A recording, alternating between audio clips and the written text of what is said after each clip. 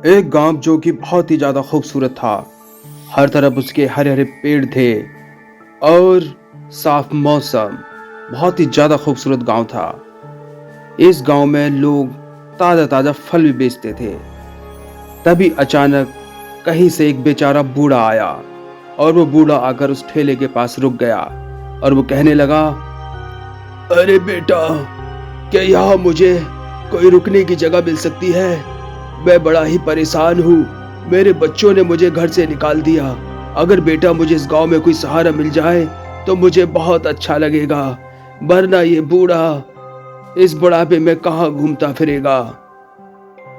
इसके बाद वहां खड़े एक आदमी को उस पर तरस आ जाता है और वो उसे अपने एक खाली घर में लाकर रहने के लिए कहता है, बेटा तुम्हारा शुक्रिया, तुमने बहुत अच्छा किया, मुझ बूढ़े पे उपकार किया। मैं यहीं पे रहता रहूंगा, बस मुझे 2 वक्त का खाना दे देना, तुम्हें बहुत ज्यादा पुण्य मिलेगा। इसके बाद वो बूढ़ा वहीं पे रहने लगता है और उसका खाने का इंतजाम भी कर दिया जाता है।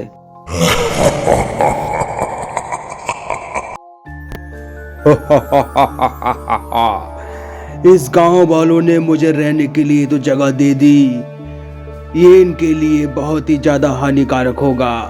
अब मैं इस गांव के लोगों को चुन चुन के मारूंगा और मैं उनका मांस खाऊंगा। वो बूढ़ा कोई इंसान नहीं बल्कि एक शैतान था जो कि बूढ़े शख्स के रूप में आया था। और जब रात हो जाती है, जब सब सो जाते हैं, तो वो निकल पड़ता है अपने शिकार की तलाश में। किस घर में जाऊं, यहाँ तो बहुत ही घर हैं। 1 महीने का खाना निपट गया। अब वो उसी इंसान के घर जाता है जिसने उसे रहने के लिए जगह दी थी। वो अभी सो नहीं पाया था, इससे पहले उस बूढ़े ने उस पर जोरदार लठ की बरसात कर दी और उसका सिर काटकर वो खा गया। ये यूं कहूं तो उसका पूरा शरीर खा गया। यमी यमी यमी, मजा आ गया। हा हा हा हा, कितना मजा आ रहा है ना मुझे इन्हें खाने में। हा हा हा हा। उसके बाद वो बूढ़ा दिन में इंसान का रूप ले लेता है और एक बूढ़ा बन जाता है। अरे बेटा, मेरा फल खाने को मन हो रहा है, क्या तुम मुझे फल दे दोगे बेटा? उसके बाद अगले दिन वो एक और घर में जाता है और एक औरत लेटी होती है और उसके सिर पर डंडे मारता है और उसे मार देता है और उसे भी खा जाता है। और वापस आकर वो खाना खाने का नाटक करता है। दरअसल वो खाना खाता ही नहीं था। एक दिन क्या हुआ, गांव का एक इंसान उसके घर के आसपास से गुजर रहा था कि तभी उसकी नजर पड़ी अचानक अंदर से आई रोटी से, जो कि उस बूढ़े ने फेंकी थी। वो ये देखकर हैरान रह गया, अरे ये क्या, ये तो रोटी अंदर से आई है, ये रोटी किसने फेंकी है? अगर ये रोटी ये बूढ़ा आदमी बाहर फेंक देता है तो फिर खाता क्या है? इस तरह से वो आदमी सोचने लगता है और वो काफी चकित हो जाता है और सोच में पड़ जाता है।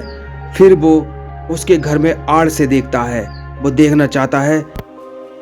अब वो विंडो से देखने लगता है, वो देखता है कि वो बूढ़ा रोटी खा रहा है और तभी अचानक मैं आ गया अपने असली रूप में। इन लोगों को मैं कैसे बेवकूफ बना रहा हूँ। 2 लोगों को तो खा चुका हूँ, अब एक और शिकार की तलाश में जा रहा हूँ। ये देखकर वो इंसान हैरान रह जाता है, वो काफी डर भी जाता है, आखिर ये क्या? और हर दिन की तरह वो रात में फिर से शिकार करने के लिए चल पड़ता है। और कुछ देर बाद वो एक घर में पहुंच जाता है जो कि फल बेचने वाला इंसान था।